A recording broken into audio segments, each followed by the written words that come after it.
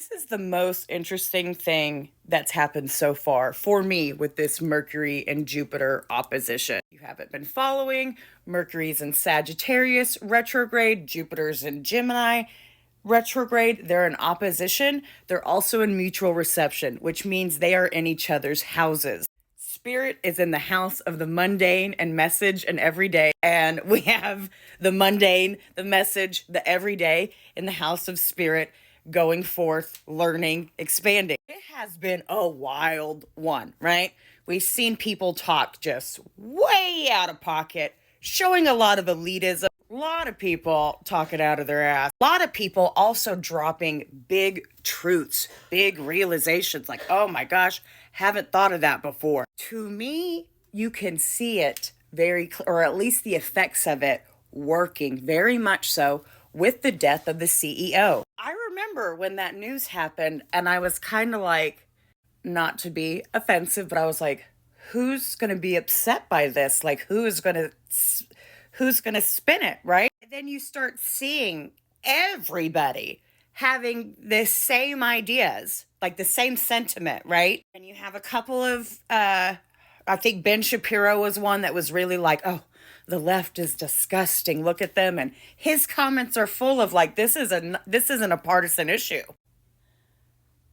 Okay, so what happened? What did this opposition shift within our soul and mind to where I'm seeing TikToks of the right and left high-fiving each other, looking at the CEO, laughing, ha ha ha. When I was first online and like outspoken about my political beliefs, I can't remember his name, but one of the mean Supreme Court guys died. And there was a meme going around, Wizard of Oz, Wicked Witch is dead. And I posted that. And so many people were like, how could you?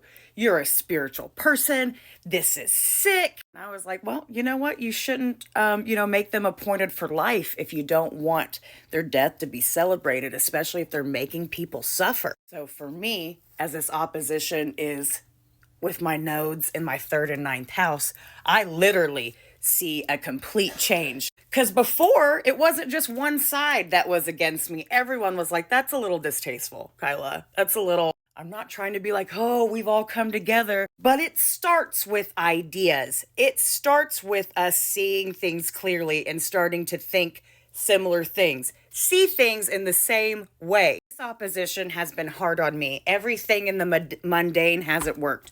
I've had computers die, had to get a car, had to do this, had to do that, lost readings, had to redo readings, forgot about appointments. I mean, like it's gotten me bad in the mundane though. And it's opened me up to a lot of opportunities, a lot of knowledge, a lot of healing, and a lot of fun and connections that I wouldn't have had if I stayed mad about the mundane messing up. I'm kind of rambling, but what I'm trying to say is this is why we have retrogrades. And I think this one served us as a collective beautifully. While it was T-squared with Saturn over in Pisces, a lot of us have been working in that Virgo of paying attention to detail, seeing how it feels in us. The thing is, Virgo, daughter of Mercury, sign of logic. Our logic and understanding of this CEO's death as a society, as a collective, is on point,